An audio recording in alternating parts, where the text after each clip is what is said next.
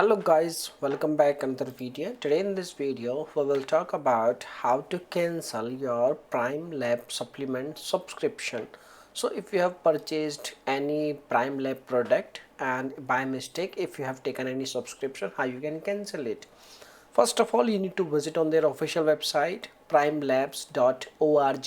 This is the official website, and once you visit on the official website you need to log in into your account. Okay, and once you logged in, you will see this kind of window, and on the window when you click on your profile icon you will see these kind of options.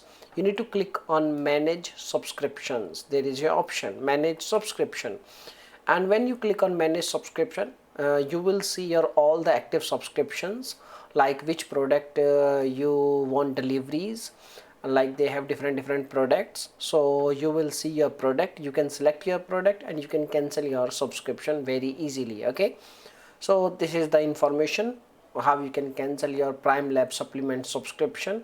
Now if you have any questions you can make a comment. I will reply you very soon, and thanks for watching this video. Bye bye, take care, see you soon in the next video.